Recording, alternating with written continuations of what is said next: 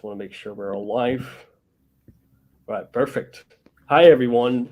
Glad to have another amazing interview with an amazing professional, Iskandar Atakhojaev, who currently works at Instagram as a machine learning engineer. His primary responsibility is to create and implement AI models for large-scale ranking and recommendation systems. He holds a PhD in physics and a master's in computer science, having completed his undergraduate studies in physics and applied mathematics at Moscow Institute of Physics and Technology. Correct me if I'm wrong. Previously, Iskandar worked as a quantitative researcher at JP Morgan and Chase, where he worked on various projects that focused on statistical modeling of macroeconomic indicators. Later, he transitioned to the technology industry, working as a data scientist at Cloudflare. In his role, he worked on integrating AI solutions into the business intelligence team. I'd like to welcome you to our virtual stage. How are you doing today? Hi, hi Hassan. That was the introduction. Yeah, Thanks a lot. Thanks for having me. of course, of course. And where are you based in? I live in New Jersey, New uh, Jersey. Weehawken, so it's pretty close to Manhattan, just across the river. It's close to Hoboken, if I'm not mistaken, right? That is correct. I mean, it's just above Hoboken. Okay, cool. How's the real estate prices out there? Well, it's actually better here. That was one of the reasons why I moved. We moved. I used to live in Jersey City for 3 years, I think. Yeah. So we moved here, and we got larger space. Plus, I have a kid, so with a kid, it was essential to get another room. So yeah, I it's know, better. right? Everybody eventually moves out from New York, even though they love New York. That is Because with correct. kids, it's super tough out there. I understand. Yeah. How's the weather today? You say it was snowing today, right? It actually, yeah, just started to snow like around what 10 minutes ago. I Oh, was surprised when I woke up today in the morning and I saw the weather. It's like it says it's snowing, but we didn't mhm, have any snow. And yeah, mhm, now we mhm. have it. Gotcha. Cool. All right, let's warm up this conversation and start with some fun and funny questions. And take it easy. What Sure. genre of music do you enjoy listening to? Uh, I don't have a specific genre. Well, maybe I listen to classic rock. So I sort of adopted this from my father, like Beatles, like the Deep Purple, Pink Floyd. But in terms of modern music, I would say that I mostly listen to soundtracks from movies. So sometimes I find them more interesting for myself. Very interesting. Some old school blended with some new school music. Yeah, very Exactly. interesting.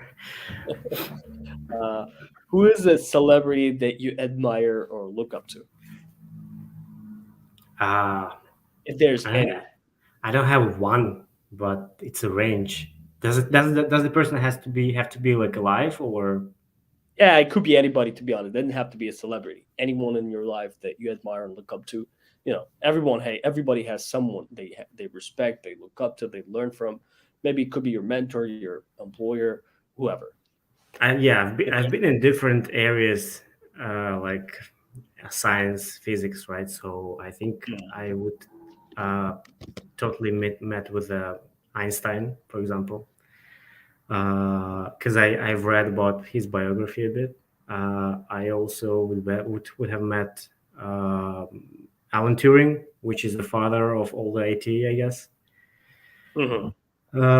And well, when I was a kid, I was also very interested in chemistry. So as you see, like many interests were changing from time to time. And when in chemistry, I was also interested in meeting many people who came up with some elements of the table of Mendeleev's table. Yeah. It's super hard to find people, especially when they're young, who are interested in like chemistry, physics, and like based on my experience when I was a kid, a lot of my peers didn't like chemistry, didn't like physics and mathematics. They probably Yeah. found it hard or something. It's super hard. It takes a lot of discipline to, you know, really learn some formulas and like some molecules and like I don't know. I found it really hard, but it's super interesting. I feel it. Uh, Yeah, well, it all started with chemistry. I think we're going to talk about later for in details, but I think it all started with chemistry when I was like super, like I think it was 10, 12 years old. 12 years old. Oh wow, very Yeah. interesting. Love to find out how you got into it. But let's keep going with the fun questions. What's the best place you've ever traveled to? I love nature and I love mountains. And I love going to mountains, especially in winter, because I love winter sports. Mhm. So I snowboard, and uh, that's my favorite place. I was thinking of sort of buying the place there, like small, very small place, just to stay, because usually I go during winter to ski like very often, Hmm. and paying always at the hotel. Maybe it's not a good idea when you go so much often. Very interesting. So like mountains, you like winter times. Any city or maybe country that you love traveling to? Uh, Uh, I wouldn't say that I have preference because I usually go from to oh, different places. But I to be see. honest, I left. I would say I left my heart at Chamonix in France, which was an ideal ski resort I've ever seen. And plus, it's Um, Europe. Interesting. Yeah. Why so? Why'd you like it? Well, it's European vibe. It's different. US has also good ski resorts, but I think they lack of vibe, specific vibe.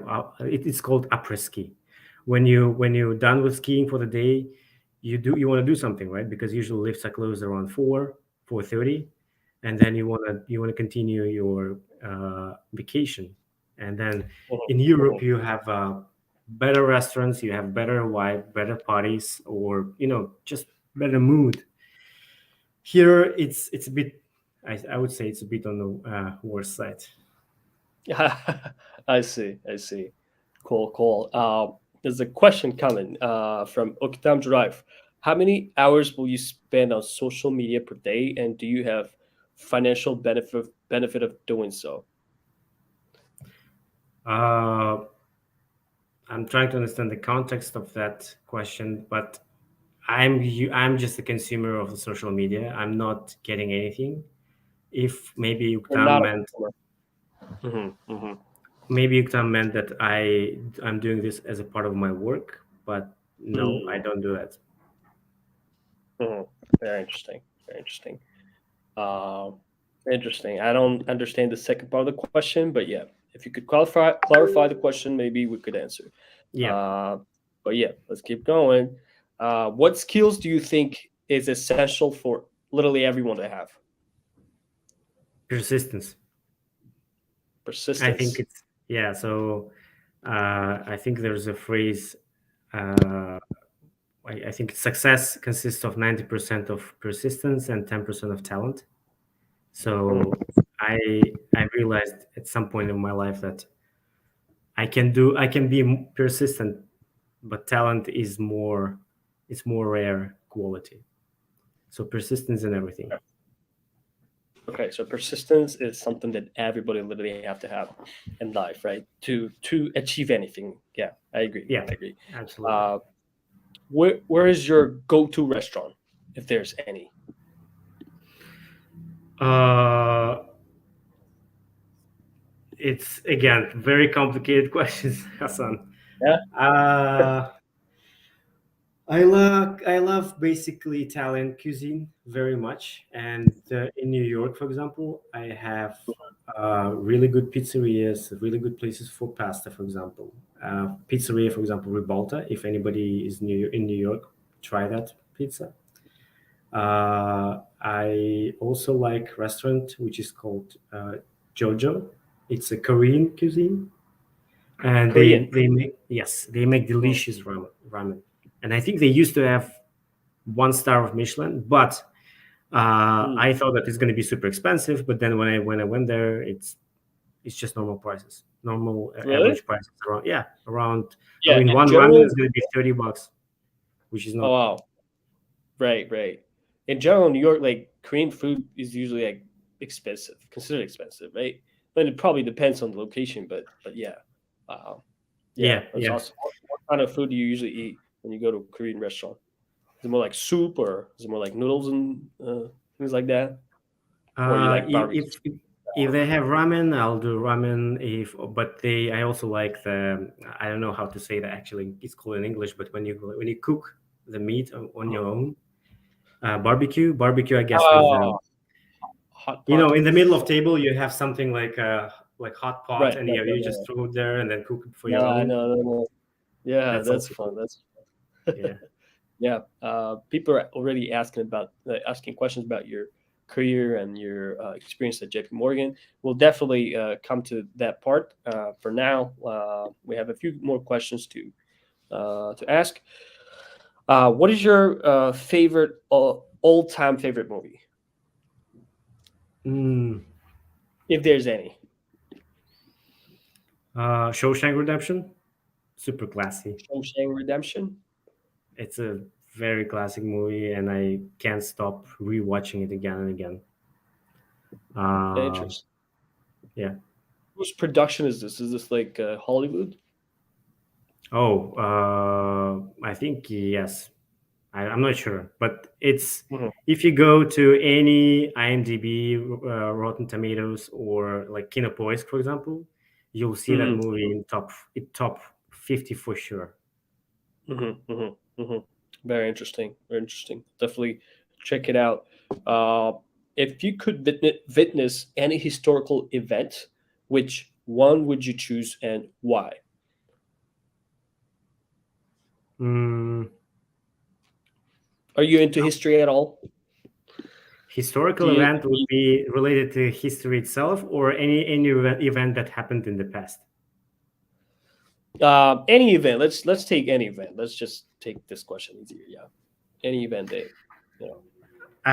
Then I would definitely go to 1998, to France, to the final France Brazil of World Cup. Oh, Uh, okay. that's sort of the moment when I started supporting France, and definitely would love to see my team winning the World Cup.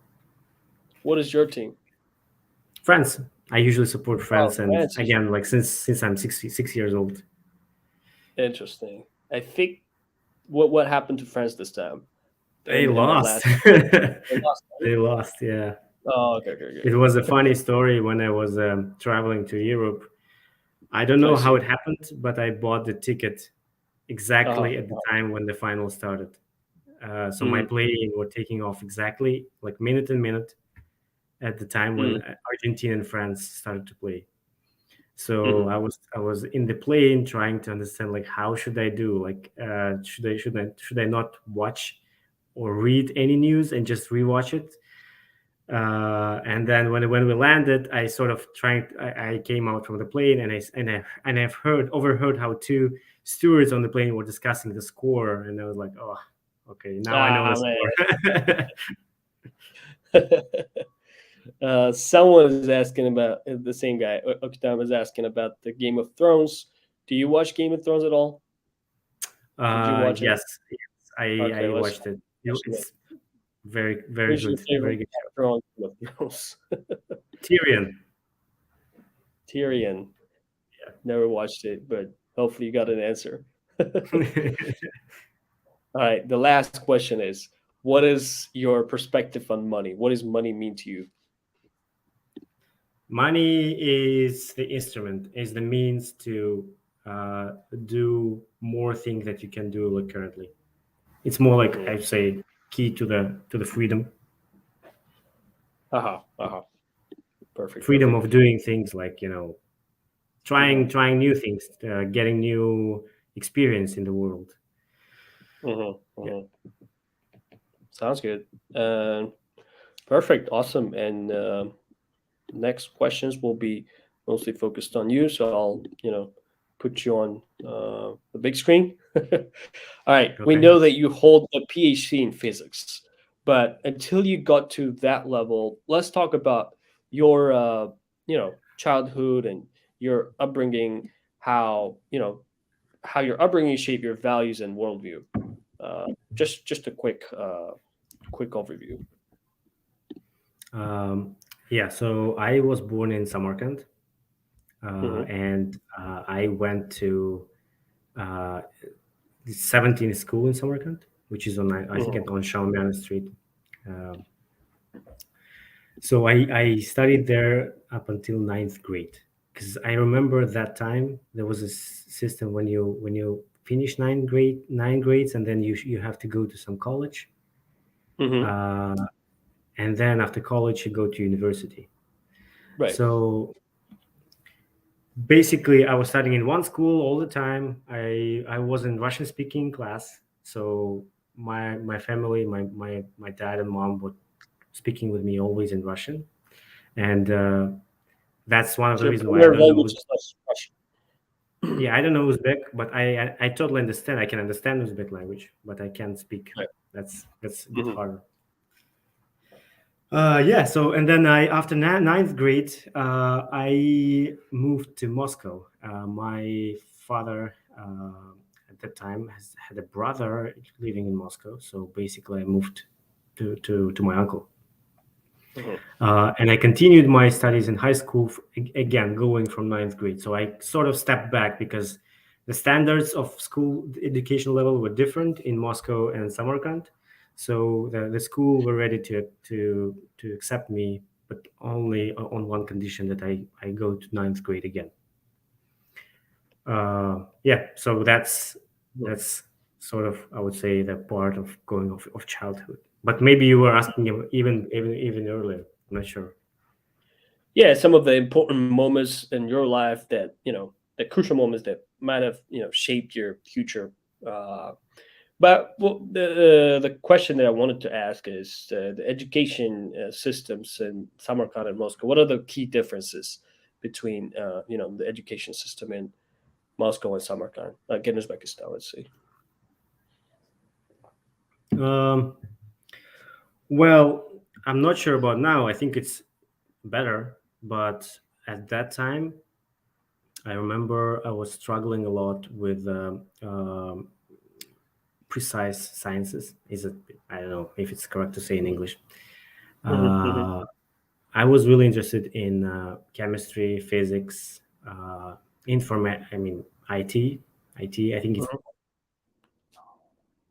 IT class with specialists in my class, at least, especially like closer to the eighth or ninth grade, because that's the age when you start forming your more or less serious interest of what's it going to do next. Hmm. Hmm. And I can say that the qualification of teachers, it's drastically different when you go to Moscow. Of course, I mean, they have more Yeah. specialists. Yes. Again, I'm talking about that time, right? I'm not. It was what, more than 15 years ago. So lots of things changed. Okay. Uh, but the system itself, I was puzzled when you have to finish ninth grade, and then you have to go to some college, and then you have to again jump to university. That was inconvenient. And in Hmm. Moscow, it's pretty much plain and simple as it was before. You complete 11th grade, and then you go to university. I think Hmm. that's more uh, Hmm. attractive. Yeah, I see. I see. So, eighth and ninth grade are the crucial moments in people's life, especially in Uzbekistan, right? When they decide their future career. Uh, so, I could see like there's you probably had like two different routes that you could have taken, right? One is like science, and another one is information technologies. So, were you already thinking about two of these options, or were you thinking about something else at that Yeah, moment? so my initial interest was on only on sciences like physics and chemistry, and Mhm. that's coming. That's basically coming from my granddad. He was physicist, and my father is a physicist. My uncle was a physicist, so That's sort of yeah. My granddad was the president of Samarkand State University, so he basically was a pretty well known person in Uzbekistan, Wow. and I think he was also a member of Soviet Duma. So my father told me that usually he went to Moscow pretty often, and I think in the Soviet Union, if you are like a member of Duma, you are assigned to have like your own car, like Volga. Mhm. So all these stories I've heard about him from my father, and the interesting story he told me that lots of scientists were actually at our house. Mhm. Some of the scientists are actually the Nobel Prize winners. Some of them invented the laser, and my uncle was the student of one of the person, Basov, who invented the laser. So you understand, like, all this atmosphere sort of influenced my career initially. Like, oh, I want to be physicist too, and I want to study science. Mhm. Very interesting. So you were surrounded by all these physicians around you, right? And sounds like your, career path was already kind of getting shaped by your surrounding, your family, the interactions that your family had with other scientists, and you know, Yeah. it's amazing. It's amazing. And do you think you had genuine interest in this subject, or you kind of were pushed, or you're maybe pressured or something? Did you feel pressured by your parents that you have to pursue this career, or you just chose willingly that you wanted to, you know, be a physicist and study physics and chemistry and all this, science classes? No, yeah, I was never pressed or pressured. It was more like all these examples. It was more Mm, like for me, of course, they influenced my decisions, and it made me more curious to read about people, about physicists who were surrounding my grandfather. mm, Uh, and that's little by little, yeah, I started getting into, like, okay, for example, this guy were doing his research in lasers. My granddad was doing research in liquids, right? Studying spectroscopy in liquids. And mm, what is spectroscopy? How do you define liquid? And all these by basic definitions. I was going, like, to read the books, mm, and I first. I landed into chemistry, not physics, mm, because I wanted to get support on physics side from school. But as mm, I mentioned earlier, in physics, we didn't have a good qualified teacher, and mm, I was sort of relying on myself, on my books, and whatever my father was suggesting me to read. mm, But we had a good teacher on chemistry, mm, and that's sort of a point where everybody's saying, like, teacher has really good influence. Whenever if you have a good teacher, that means a lot. Uh, so yeah, and I started with chemistry first, and I started collecting lots of samples. I did lots of experiments in my home. We had a big yard, and mm, in the lower part of the yard there was a small kitchen, which was like sort of, I would say, nobody went to that kitchen because it's like old kitchen.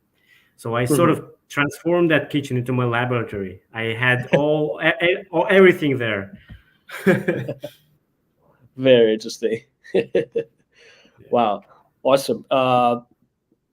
Let's uh, let's focus on your college experience. How did it prepare you for your current career?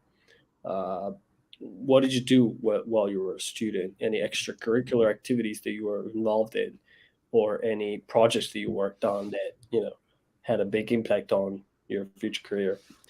Uh, Well, here at college, I assume that it's in Moscow, right? Uh, yeah. 'Cause- okay, yeah. So uh, basically, of the college, first 2.5 year is pretty much standard. We don't have any time to do any side work, like research work. It's more like classes and 6 days a week from 9 to 6. That's because you're covering the basics of everything: calculus, fundamentals of physics, uh, lots of experimental laboratory classes, and when you are pretty much prepared on the basics, right, like Yeah. fundamentals, I think it's at the third, I think it was a third year, yes, a third year, you are given options. Do you want to join any project? Do you want to join any institute? And by institute, I mean the organization that is involved in the active research. Do you want to join as a sort of intern, like sort of assistant because you're a student? Yeah. And you're given a range of those institutes, and you, of course, you're given the chance to go to that institute, to talk to people, to ask noob questions like, what do you do, why it's important, uh, what's the future beyond that. And that's how it was in my college. So I ended up in FIAN, that's a institute in Moscow, which is again different from my university, right? Because it's two different Right. organizations. Yeah. And in FIAN, we used to call it cafedra. So in FIAN, I was helping my PI, who is basically the professor in that institute. Professor. Okay. Yeah, I was helping him like to do his research, and one of the research was related to electrophysics, nonlinear optics, and a bunch of related activities around that. And I was studying polymers as well and their behaviors in the water. So that was one of the research that went into my diploma. Basically, after at Mhm. fourth year, you have to defend. What's it Say it called? again. Paul? Polymer, yeah, it's just a I mean, like like from chemistry, polymers is like a sort of piece of plastic, you can say, in a Okay. very uh, plain Interesting. terms. Right. Right. But it was showing good behavior, interesting behavior from physics again, when it touches the water at specific conditions, of course. And I was helping my professor to study those conditions, so I was, in the end of the day, I was like co-authoring the paper. So that's one of the milestone, right? You now you have a paper, and that paper is means a lot when you want to do something further, more serious. Right. I'll stop for questions. Very interesting. Very interesting. Okay, perfect. And the next question is, how do you continue to learn and grow professionally, and what strategies have you found most effective for staying up to date in your field?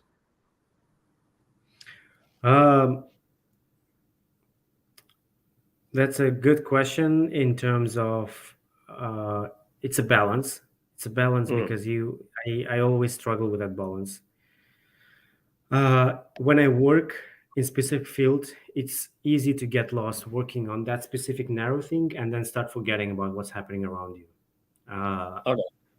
and I pretty much frequently catch myself on that thought, and I usually do like, okay, so I need to forget about what I'm doing now. I just need to go through the papers. I need to go to the news, read about that. What is happening in general, like from 10,000-foot overview, right? From bird's eye view, like what is happening in the industry. Yeah. That's one way to stay up to date. And now we have so much media. We have so much social media. We have so much relevant social media. Like I usually read Medium. Mhm. Uh, it sort of explains simple things, like new things, but in a simple terms, because you don't have Mhm. to know everything in nitty gritty details, but Mhm. you have to know like some big things, like, okay, Chat GPT, right? Big thing happening, Yeah. and etc. So Right. I would say reading papers, reading social media, sign up for a bunch of channels in Telegram, sign up for we have lots of relevant, for example, I'm in machine learning, right, area. I have subscriptions by email, like once a week. There are lots of them. You said Telegram channels? Yeah, there are Telegram channels, for example, for like data science, for AI, for machine Mm, learning, or for whatever field, right? I mean, it's mm. just general, but Yeah. I prefer I prefer subscriptions by emails because I usually, like, if I get email once a week on Sundays, Mhm. Yeah. I usually skim it through and see like what happened over the last week. Interesting. So you sometimes struggle with balance, and to overcome balance, what do you do it again? What steps do you take? Yeah, so the balance is in terms of if I work on something like related closely to my work, which is very narrow, right, and Yeah. not general, Mm. uh, you have to from time to time like forget about what you're doing and then Yeah. start sort of reading, like in terms of go out of your comfort zone, start reading Right. what's happening in the world, and that's a Hmm. balance, right? You don't Yes. otherwise you're going to be totally lost only in your field, and uh, Interesting. yeah, you can forget Uh, about what's happening outside. I see. So you should try to widen your horizon, right? Like learn different things. Don't get stuck on one subject. If you're doing any work, any writing a research paper or whatever, right? Or working Correct. on a project, interesting. And you read newspapers. You need social media. You watch social media. You listen to maybe podcasts or something, right? And Telegram channels are highly recommended by you. Very interesting. Yeah. Good insights. Insights. And For example, just a small example, right? I yeah. think around 3 weeks ago, uh, I woke up and I got some notification. There's a podcast from Jan LeCun, who is the big Mm. guy in AI, right? And he works in Meta, where I work. What's his name again? Jan LeCun, Jan Lee he's a Kun. Okay. yeah, he's a French guy. One of the I would say, uh, yeah, you can say one of the founders of neural networks because he did lots of research in AI and neural nets and deep learning. I'm pretty sure you've heard about that as well. Hmm. So he was on podcast saying why ChatGPT is absolutely nothing new than what was before. So it was interesting because what's his thought? Mm. So that's sort of a channel is how you start getting into the field. And you have if you have friends, and since I work in that area, I have lots of friends who work in the same area. We Hmm. exchange Hmm. the news when we meet. Yeah. Yeah. Of course. Yeah. Awesome. Okay. Thank you. Thanks for your answers. Just wanted to reach out to our audience. We received some questions, and we'll definitely pull them up when we find it, relevant. But we'll definitely pull up. I just want to let them know that keep dropping questions. Let's talk about your professional background, right? Let's talk about your role as a quantitative researcher at J.P. Morgan and Chase. What is Mhm. a quantitative researcher? What do you do as a quantitative researcher? Yeah. So um, lots of physicists work in bank. If that's the news for you, Why? I can I can explain that. So that's not that's very, I would say, lots of physicists know that, and lots of banking people also know that.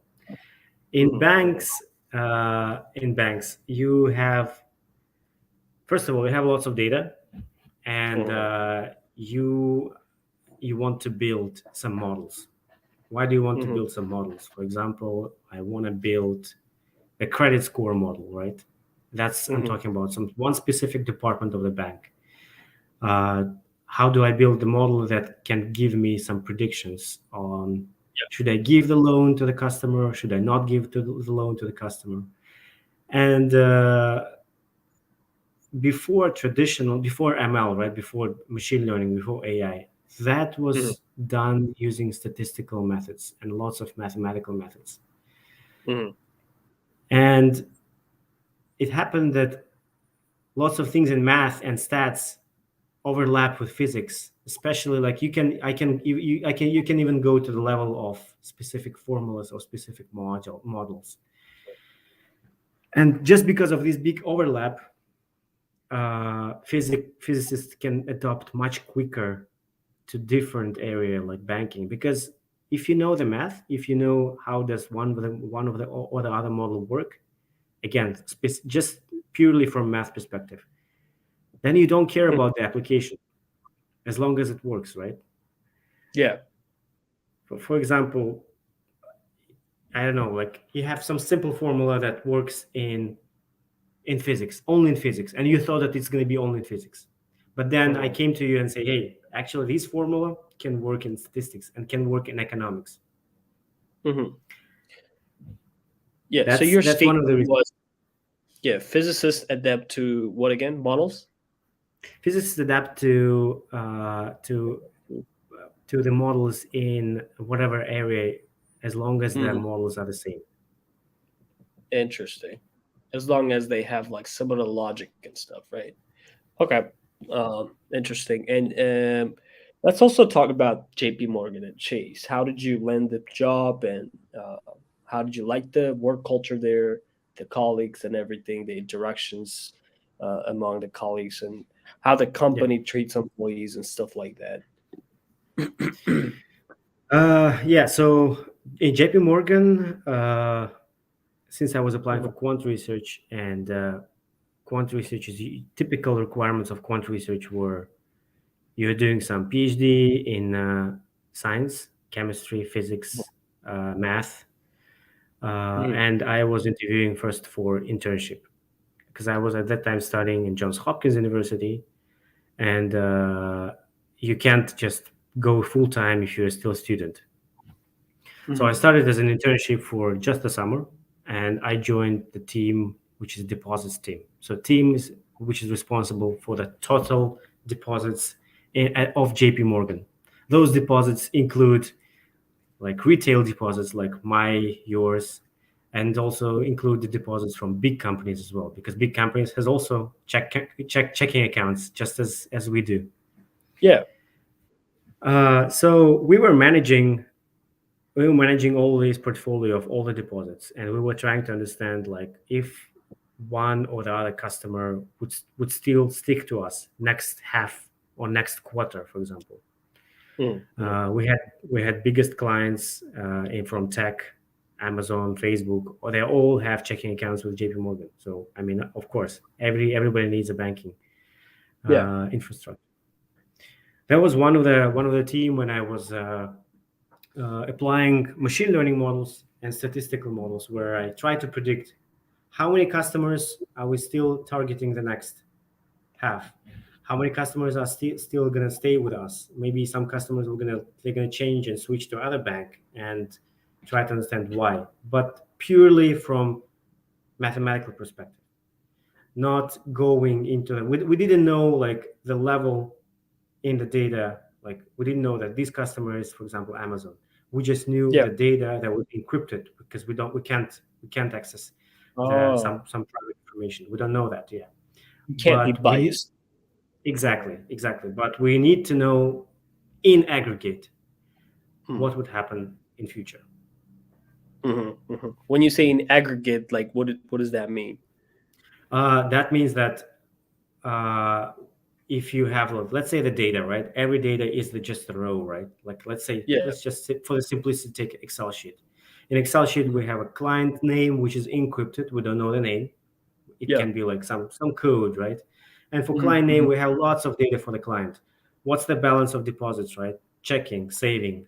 What was the amount of the client spent over the last month, over the last half, right? Financial statements. Lots of things, like if it's retail or if it's actually commercial client, right? If it's a company or if it's a person. Yeah. And in aggregate, we want to know like what will happen with a total deposit balance, for example. Because why? If we know the deposit balance in the future, we would know how much money we can loan that amount of money for the customers, right? Yeah. That's the sort of 101 of banking. Deposits is one of the sourcing for funds. You have to get money to give money. Yeah. Yeah. Okay. Awesome. And you made a statement here that question me. Everyone needs banking, checking accounts, and stuff like that. But for how Mhm. long though? Since you're in the IT industry, we know the fintech world is becoming bigger and bigger, and there's different sources of banking, not traditional ones. But what do you think of the future of banking in general? Here in the US, the banking is very old, and I think So I'm biased here because I love fintech and I love everything what's sort of creates the value in terms of convenience. Of course, Yeah. online banking is much more convenient. You don't have to go to the branch, you don't have to stay in the line, you don't have to talk to a person, and etc. and etc. But at the same time, I know that in the US we have really strict regulations, and if you Hmm. if you if you read anything about crises like 2007, 2008, those strict regulations became much more stricter after that, and I think those big banks, they still contribute to majority of the financial industry and system in the US. So we don't have still a big rival of fintech here in the US. In Russia, for example, it's different. You have much more IT penetrated into the banking, uh, and there is a simple explanation behind that. Here in the US, to do something, to change something, for example, for JP Morgan, for Bank of America to adapt to new technologies, it's very hard. The infrastructure is very old, and the regulations. I think it's more about regulations. Hmm. Okay. What do you think of the future of fintech and also what do you call it, cryptocurrency? How does it change the way we bank? How does it change the credit and debit in the future? If you have any thoughts on that. Well, for cryptocurrency, I don't think I was. Um I'm sort of skeptical on cryptocurrency. I think yes. I don't think it's a viable instrument, because for anything that you want to trade for, any asset should have a value, and any value is backed by something, right? Yeah, yeah. So for crypto, I don't think there is a specific. I'm trying to understand that like really hard. I was reading a lot and I still can't understand why crypto has any value right now. And Mm, yeah, I mean it's a debatable thing, right? I mean it's 50% of people yeah. saying that crypto is the future, another 50% is saying that crypto is basically doomed. So I would say that I'm more like on the in the second camp. But Very interesting. fintech is different. Crypto and fintech, you shouldn't equalize those two things. Fintech True. is more like uh, getting whatever like traditional banking and making it more Yeah. digitized. Yes. Yes. That Yes. that that of course I believe, uh, Mm, and I would love to have more fintech companies in the US that are more adapted. If you've right. heard about not Robinhood, but uh, there was a UK startup company. I forgot the name, just slipped out of my mind. Hmm. Uh, it's actually the CEO of that company is one of the guys who graduated the same university from Moscow, Hmm. uh, Hmm. Slav Stalonsky. But they tried to enter the US and they couldn't, so they left. That's interesting to think why, and one of the reasons I think it's just I explained before, because of regulations. It's very hard to change here something in terms of Hmm. finance. You can do lots of change on different stuff like delivery, in the food industry, in marketing, in ads, ad Yeah. tech, but Yeah. finance we still have lots of blockers. Interesting. And it's not a positive indicator, right? It's not a good thing to have all these regulations in place, and we'd Yeah. rather allow it to be more free flowing, and easy to change. Okay, I see. Cool. Let's change the subject. Let's talk about your role as a data scientist at Cloudflare. What is Cloudflare, and what is we know JP Morgan. A lot of us know what JP Morgan is. We know what Instagram is, but we don't know what some of us may not know what Cloudflare is. And what do they specialize in? What was your role at the company? Cloudflare is a cloud service provider. Mm-hmm. It's basically one of their niche. The other niche is a protection of the website from a bunch of attacks. Mm-hmm. So, for example, if you're the owner of the website, you want that website to be protected, right? I mean, of course, if you have a popular website, and that's what Cloudflare provides you, some services. You want to be protected. Hey, we can direct the traffic to your website through us, so that it's going to be much more secure. Mm-hmm. For you and for clients, because, for example, clients, they are registering information on your website, leaving login, password, all the account information, but you want to be those data be protected, right? As the owner and as the provider of the business. If you're going to do it on your own, sure, but that's at your own risk. But if you want to be protected, one of the solutions is go to Cloudflare. Very interesting. Okay, someone is asking, Nurullah is live. Hello, can Iskandar tell about Artifact? What is new in it and why it was created? I'm not sure what Artifact is, to be honest. If you know it, I'm not sure either. So I think it's also news for me. Interesting. Yeah. Please, Nurullah, feel free to elaborate if you know anything about it. But yeah. All right. Cool. Awesome. And so you were a data scientist at Cloudflare, right? Right. I joined Cloudflare. It was actually a funny story. I mean, I worked there only 4 months in Cloudflare. 4 months. Oh wow. Because when I joined Cloudflare, I got the invitation to interview with Meta, with Facebook. Ah. Okay. And I was like, okay, I'm gonna do it anyway. I sort of landed into the job. Why not? Right. And especially given the fact that I was preparing for interviews, which is a grueling process, especially for the fact that I'm already prepared. Why not, right? Why not just try to yourself in FANG companies?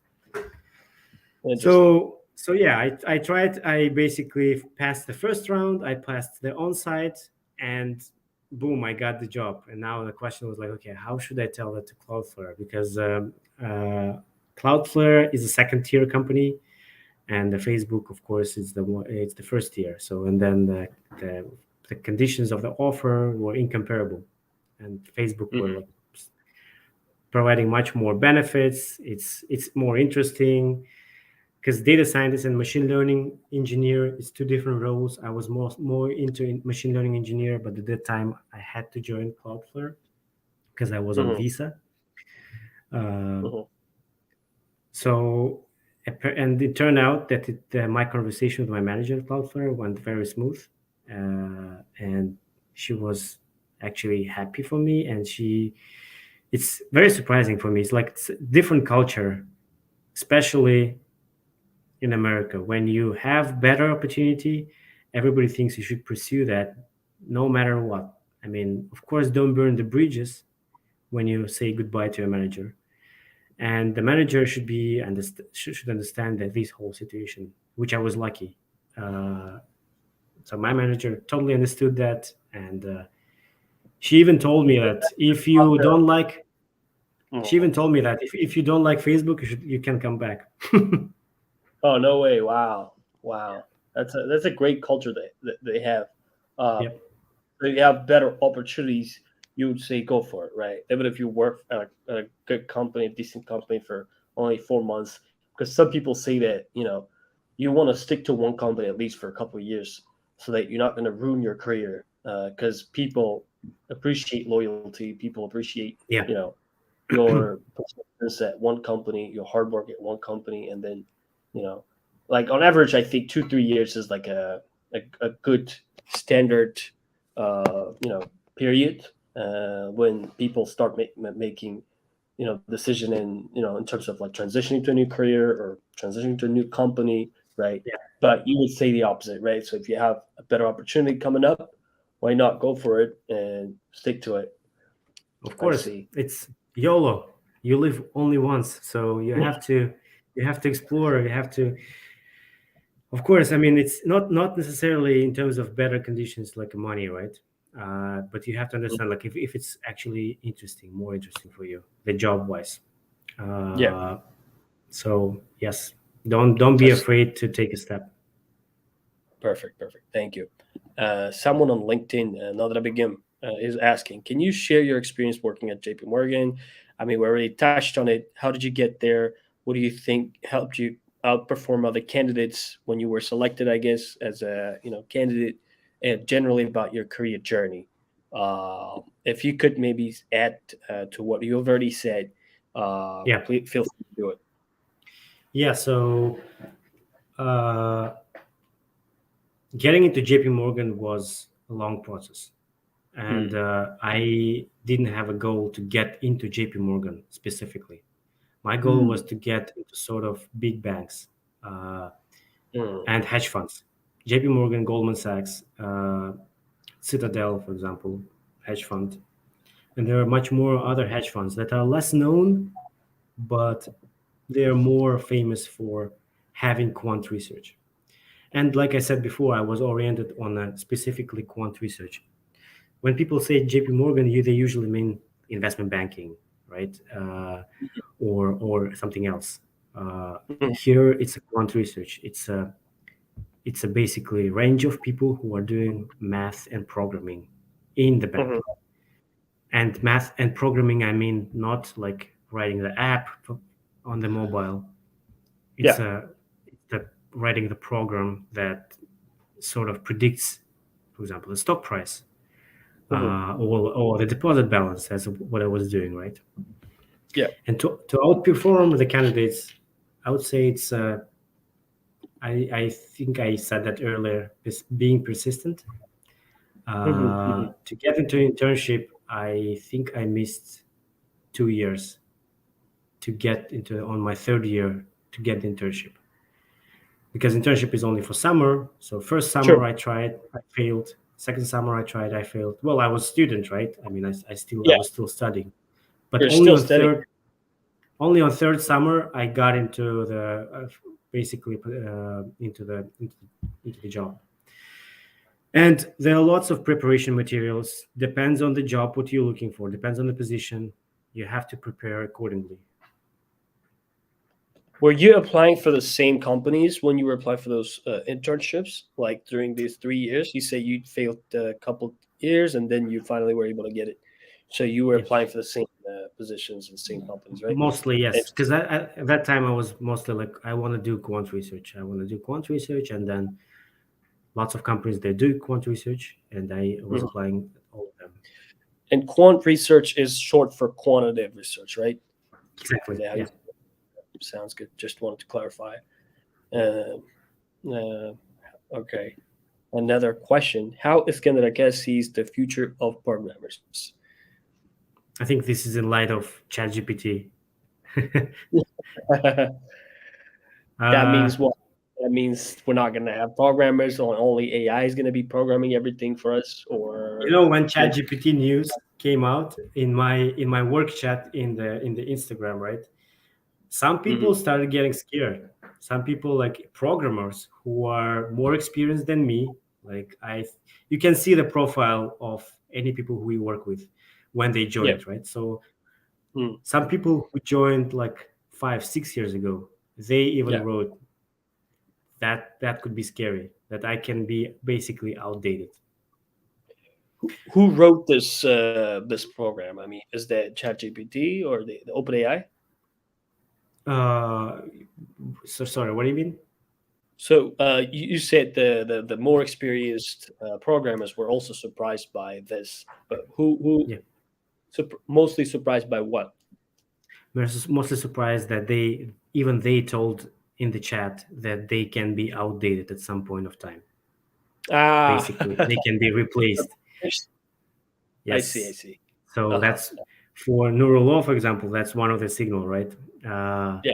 For me, it's different because I think that to have ChatGPT, you have to still create ChatGPT, and to create Mhm, ChatGPT, you still have to have a people, mhm, and mhm, that's the programmers because ChatGPT is nothing more than a program, and you have to write the program. mhm, mhm, Apparently, there are some things that are repetitive in programming, and mhm. many things are automated. Even yesterday, when I was writing a code, I'm writing the code, I'm starting the line, and it automatically knows what I want to write. Autocompletes. Oh, oh wow.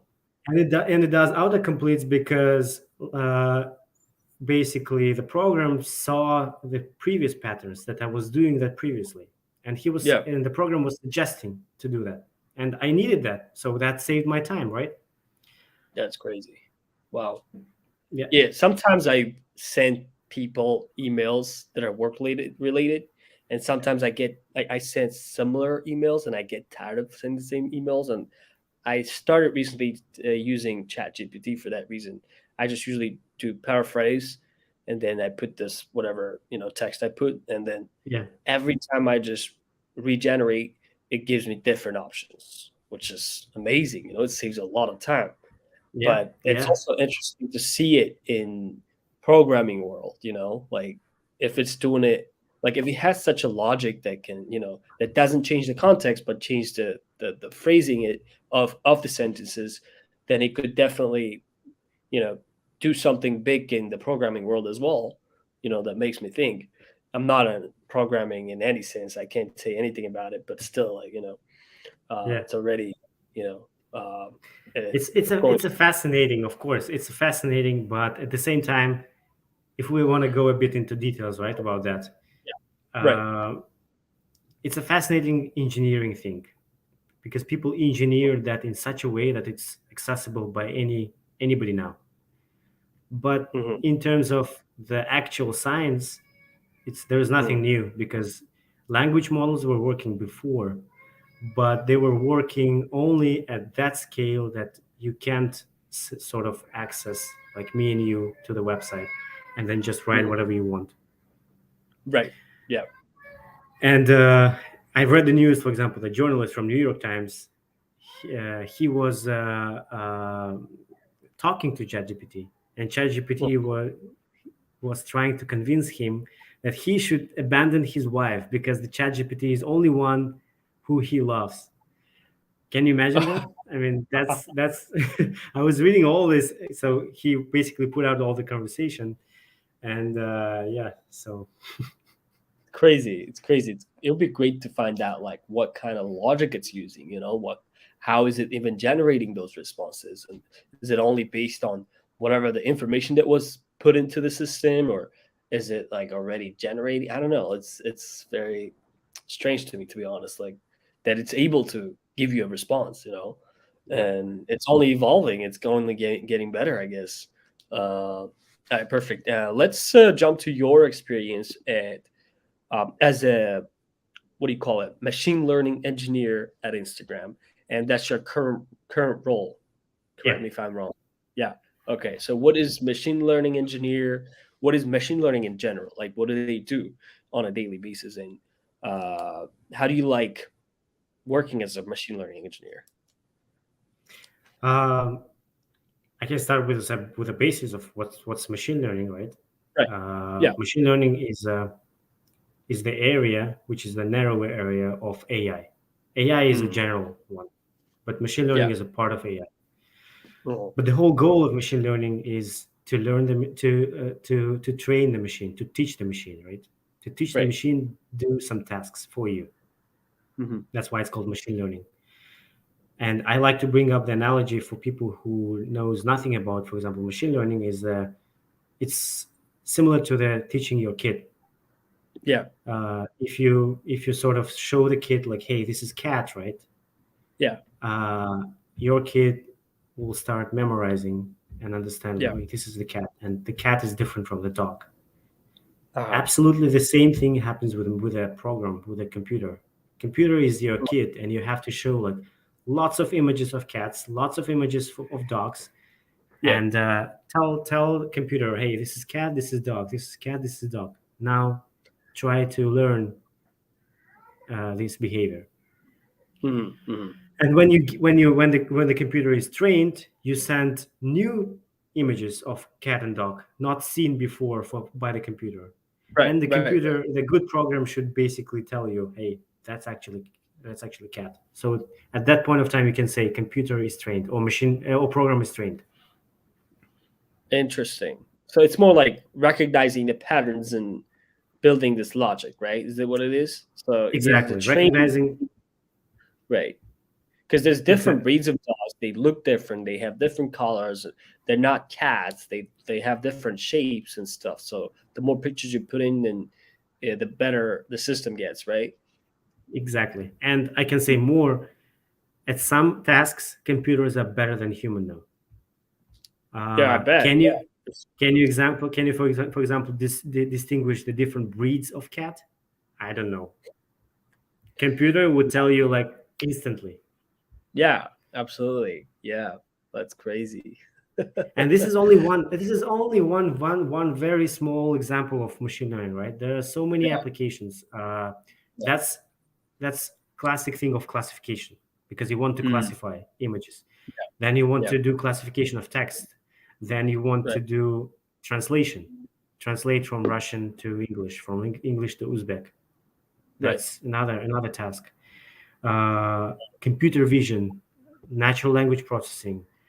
These became all separate subdomains, and now became the huge areas where people invest their time, research, and big companies are pursuing that.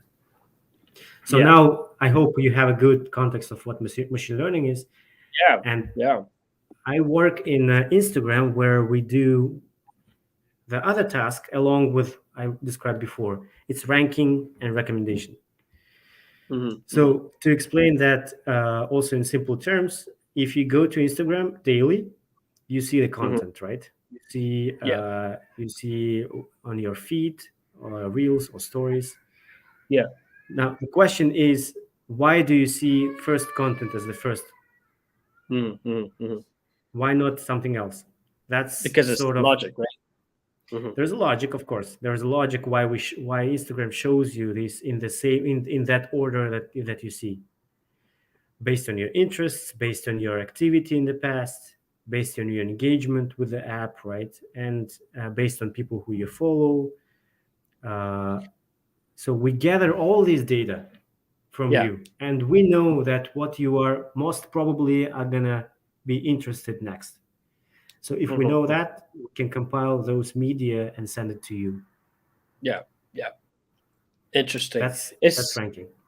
It's similar to YouTube as well, right? When you keep watching the same videos, same kind of videos, it keeps popping up. The pages that you follow, the pages that you like, and it doesn't only give you the production of one channel, but it gives you production of other channels that produce the same similar content, same topic, or the same subject, which is very interesting. Our competitors are actually YouTube in terms of ranking, TikTok. TikTok, yes. Well, Reels were inspired from TikTok.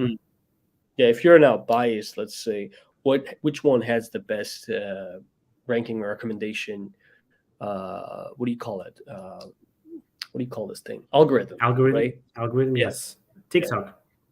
TikTok has the best, right? Yeah. I see. TikTok is very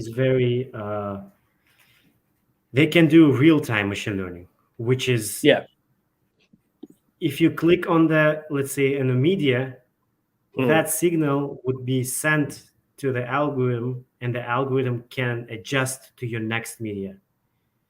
So that's called real time. Whenever you use that, you can change the behavior. Yeah. Wow. While in Facebook, in Instagram, we still do, like, I think it's more with a lag of time, so it's a bit slower. Wow. So TikTok is ahead of like Instagram and other channels in terms of the ranking recommendation accuracy. Yep. Or Right. Interesting. Speed and accuracy. Yes, yes. Yeah. And I typed some like something on what do you call it, ChatGPT, and it gave me a few interesting topics to discuss.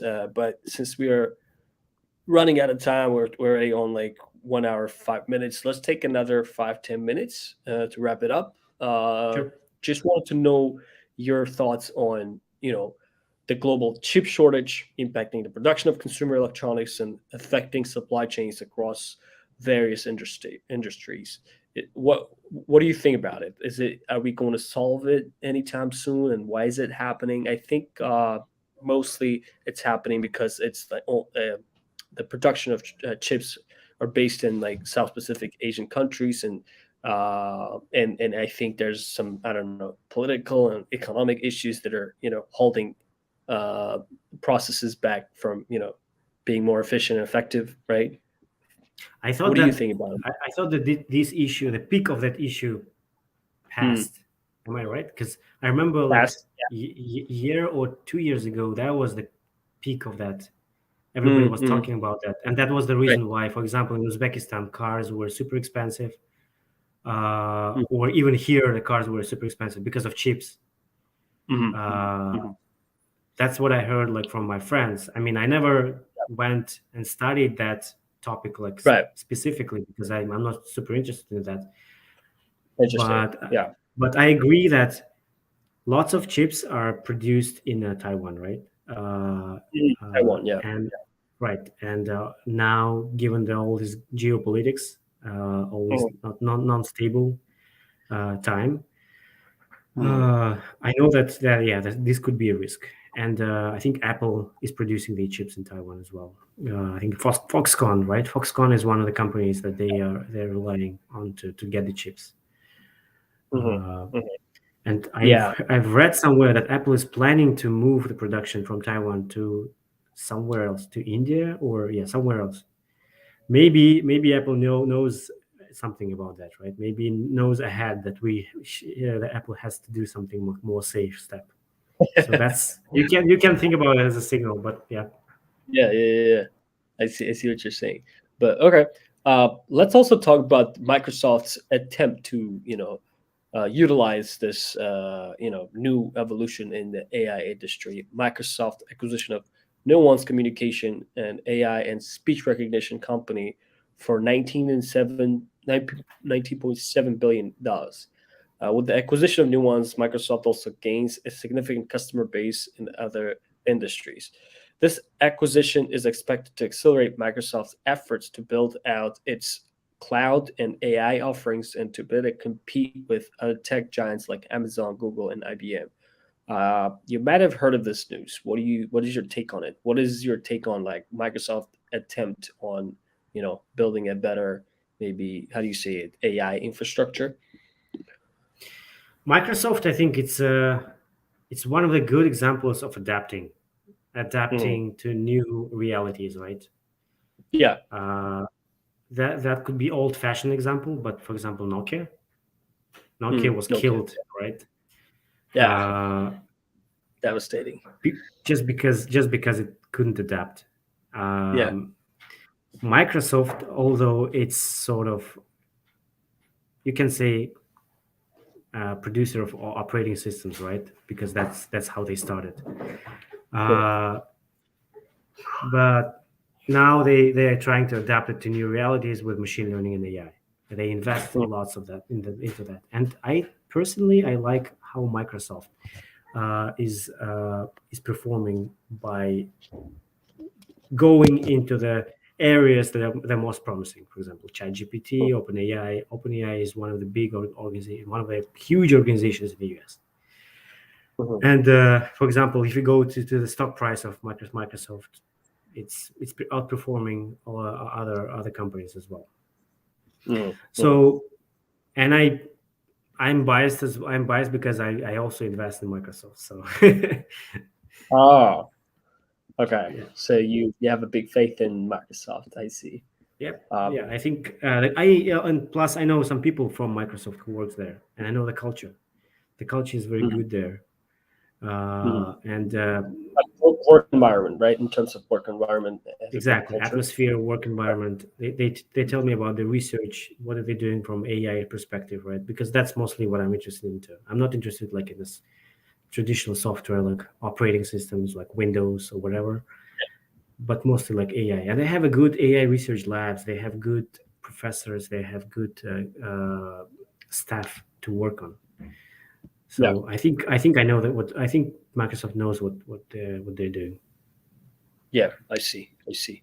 So there's like 5, 6 topics that I'd like your quick thoughts on, if you don't mind. What is the Mhm. future of data privacy and surveillance? It has to be like a very short answer. The future What of is the future? data That privacy did, and surveillance. uh, challenging. It's very challenging because the data is growing exponentially. That means that we have to grow the security mechanisms at the same pace. Interesting. Okay. And net neutrality and the regulation of the internet. What do I think about regulation of internet? Net neutrality and regulation of the internet. Like, there's like things called, what do you call it? Mm, Cancel culture.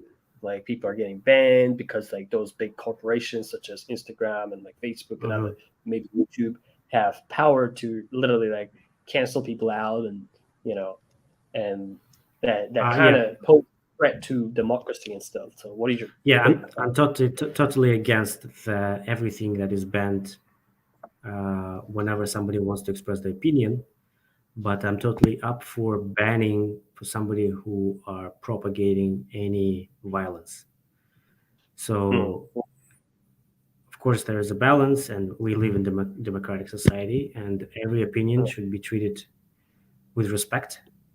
mhm, But not every opinion should have any flavor of violence. Uh, so mhm, yeah, mhm, mhm. there So is it some has to be regulation, but at some point, okay. It has to be regulated, and those big corporations need to have a little bit of power to really silence people out if the subjects are in regards to violence and something that are not socially acceptable, right? So you, yes, mhm, yeah. mhm. I see. I see. Cool. The use of artificial intelligence in decision making and its potential impact on jobs. Yeah, we briefly touched on that too. Uh, Yeah. like I said, it's there is a chance that it's going to replace some jobs, uh, but those jobs that are 95% are repeatable, right? And Mhm. in the beginning of 20th century, when industrialization happened, right? Like people were doing lots of work manually with their Yeah. hands, but when there is some automation happened, like machines, like literally machines in on the manufacture in manufactories, they came to us, right? Everybody was Mhm. talking about the same thing. Now we don't now no, nobody needs us. Now we have machines that can do all the work for us. Mhm. Mhm. The same thing happened, but some jobs were outdated, but new jobs were created. Uh, I hope that this gap of missing jobs would be filled with the new jobs for people, so that people can adapt. I like your take on it. Very, positive approach. Some jobs will be out of date, but still, there's always like a new jobs that will be created, right? People Ye- will always have a place in the job market, right? So what you're saying? yes, yes. Okay, sounds good. Sounds good. Perfect. And then the ethics of autonomous systems, including drones and self-driving cars. Uh, to be very honest, I love Hmm. driving. Uh, I really love driving, and whenever I think about that, all the cars in the US, for example, at some point of time are going to be like driverless. That makes me Hmm. sad. Hmm. But I at see. the same time, it's a of course great step towards the safety, Hmm.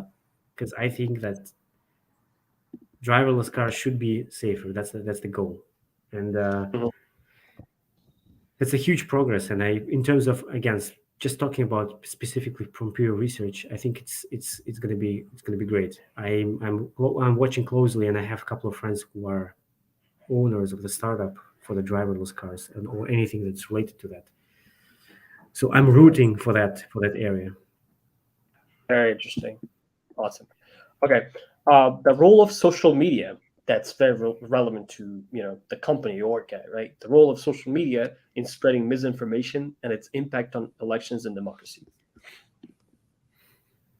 Yeah, so I think it related to the point of regulating the internet. I'm gonna say basically the same.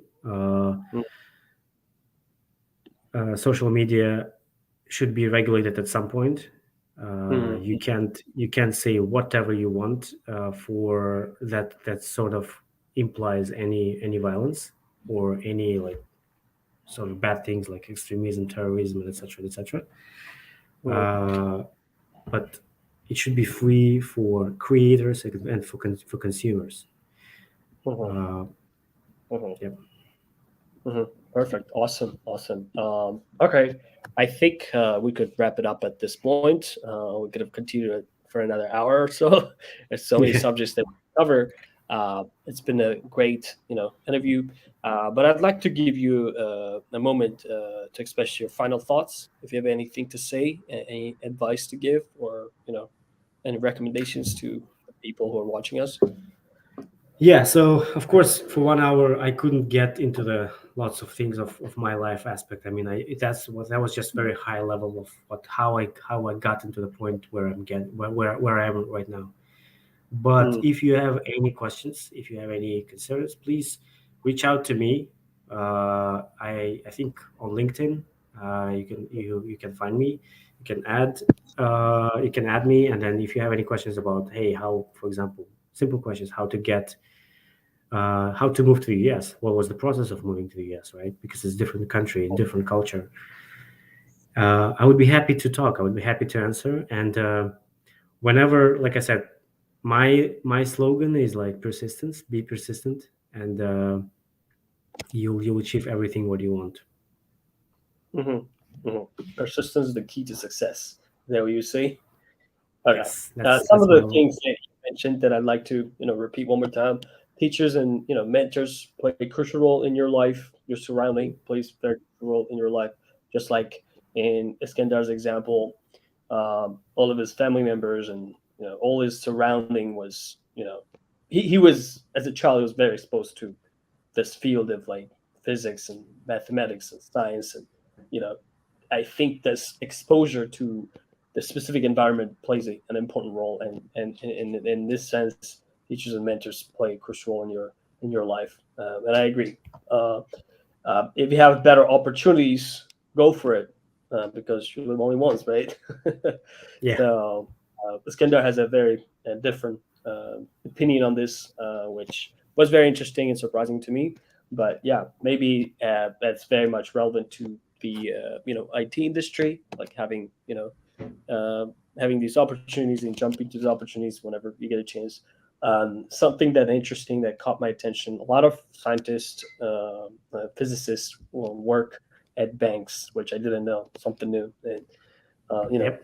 just adapt to different models, because like in banks, in the banking industry, use a lot of models, just like in the as well, right? Exactly. Very interesting. I'd like to express my appreciation for taking this time to participate in the interview. Your insights and expertise are invaluable, and we're grateful Thank for you. the thoughtful and very informative responses you provided. And we believe your input will be appreciated by our audience, and it'll be posted on our channels. People who missed the live interview, could go ahead and watch it again. And we're excited to share with our audience. And appreciate your efforts and look forward to keeping in touch with you for our future projects. Have a great rest of your weekend.